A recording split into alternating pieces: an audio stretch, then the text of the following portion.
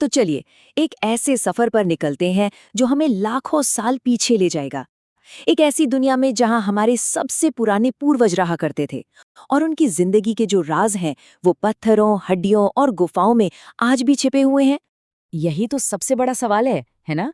कि बिना किसी किताब या लिखे हुए शब्दों के हम उस जमाने के बारे में जान कैसे सकते हैं? तो इसका जवाब उन सुरागों में छिपा है जो वो लोग हमारे लिए पीछे छोड़ गए। तो इसका मतलब है कि जो आर्कियोलॉजिस्ट्स यानी पुरातत्वविद है वो एक तरह से जासूस बन जाते हैं। वो इन छोटे छोटे सुरागों को जोड़कर एक पूरी तस्वीर बनाने की कोशिश करते हैं जो हमें हमारे अतीत के बारे में बहुत कुछ बताती है। तो ये सुराग हैं क्या? ये है पत्थर के औजार, जानवरों की हड्डियां और यहाँ तक कि राख के निशान भी। ये सारी चीजें हमें उन जगहों पर मिलती हैं जहाँ शुरुआती इंसान रहा करते थे, खासकर नदियों और झीलों के आसपास। कुछ शुरुआती पत्थर के औजारों का इस्तेमाल मांस और हड्डी काटने, पेड़ों की छाल और जानवरों की खाल खुरचने, फल और जड़ें काटने के लिए किया जाता था।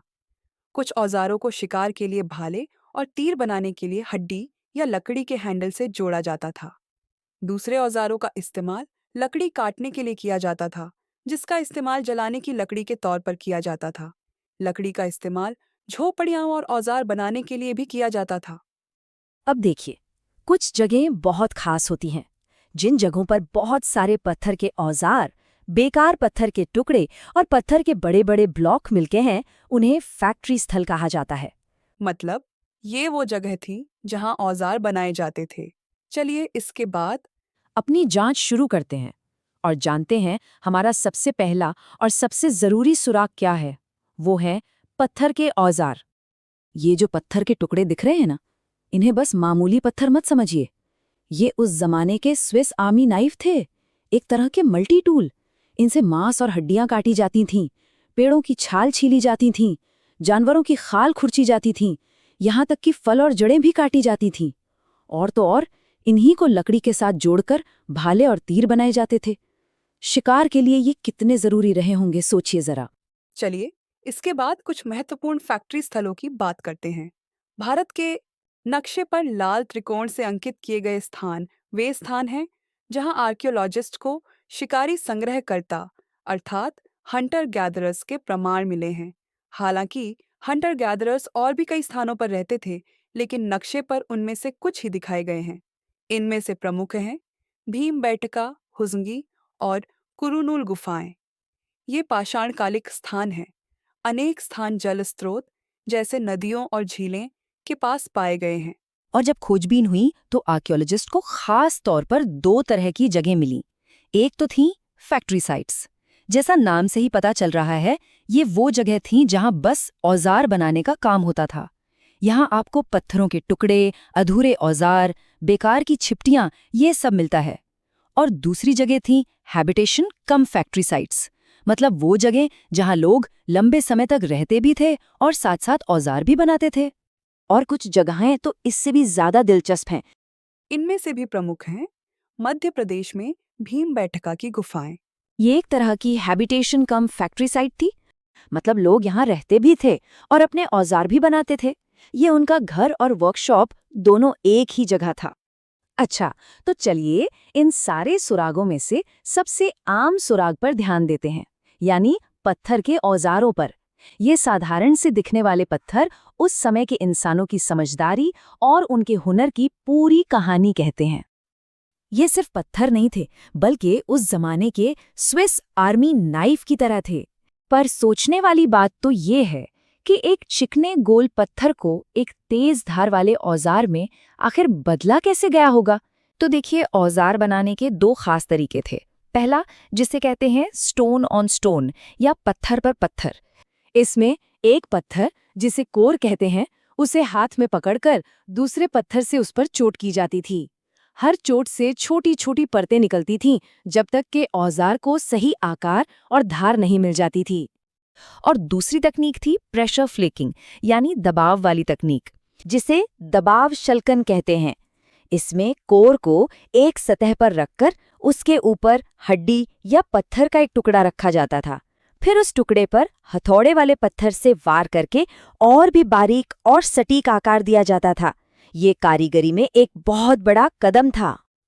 अब कहानी में एक बहुत बड़ा मोड़ सिर्फ आता है। इंसानी हुनर के बारे में नहीं है, बल्कि उस दुनिया के बारे में भी है जिसमें वो रहते थे, और वो दुनिया हमेशा के लिए बदलने वाली थी।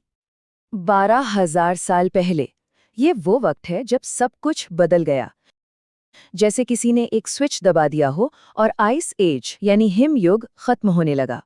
हजारों सालों से ठंड में जकड़ी हुई धरती अब धीरे धीरे गर्म होने लगी थी। इस स्लाइड में ये बदलाव कितना साफ दिख रहा है ना? ठंडी और सूखी दुनिया की जगह एक गर्म दुनिया ने ले ली। जहां पहले कम पेड़ पौधे थे, वहां अब बड़े बड़े घास के मैदान उगने लगे। और घास के मैदानों के साथ आए घास खाने वाले जानवर, जैसे हिरन, भेड़ और मवेशी। और इस बदलाव ने एक क्रांति ला दी। इंसानों ने इन जानवरों के झुंडों का पीछा करना शुरू कर दिया, उनकी आदतों को समझा, जिससे आगे चलकर पशुपालन की नींव पड़ी। मछली पकड़ना भी अहम हो गया। और साथ ही लोगों ने प्राकृतिक रूप से उगने वाले अनाज जैसे गेहूं और जौ इकट्ठा करना और उनके बारे में सीखना भी शुरू कर दिया।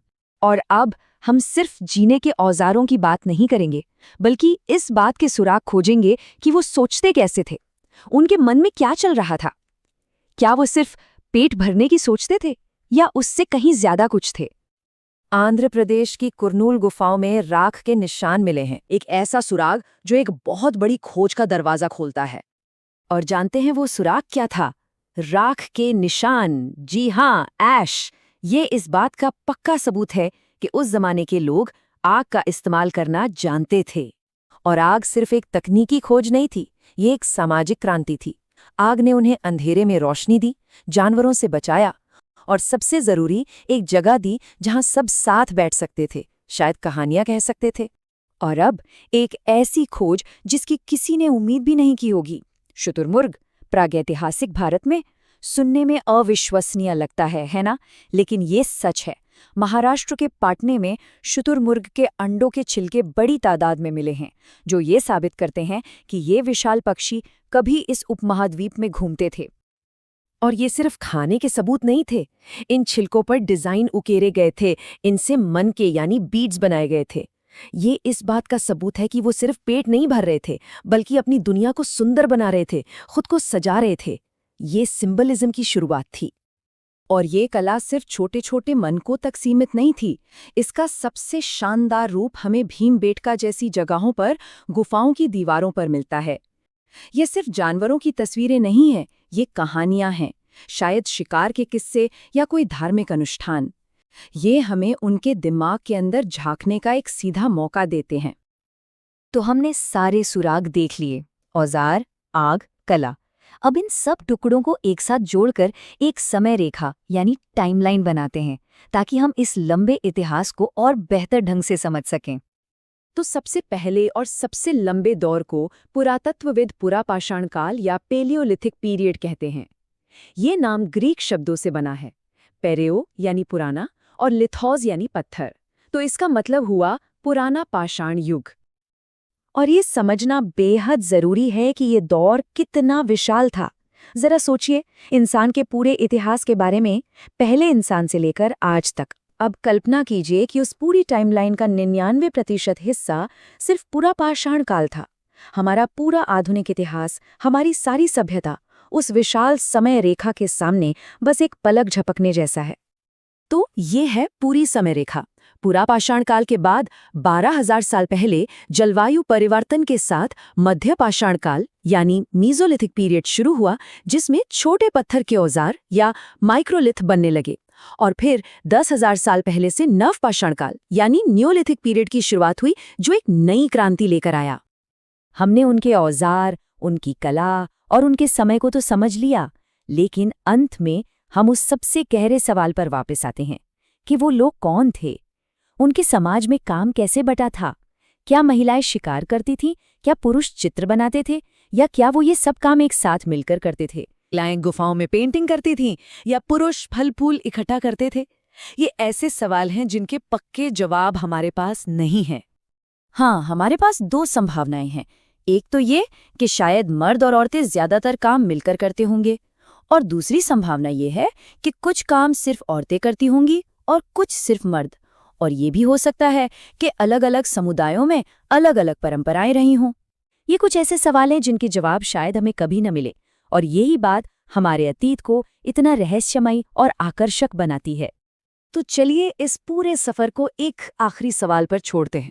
जरा सोचिए, जैसे हम आज इन पत्थर के औजारों और गुफाओं की पेंटिंग से लाखों साल पुराने अतीत को समझने की कोशिश कर रहे हैं, वैसे ही आज से 10 लाख साल बाद हमारी जिंदगी के, हमारे समाज के कौन से सुराग बाकी रहेंगे और वो भविष्य के लोगों को हमारे बारे में क्या कहानी सुनाएंगे।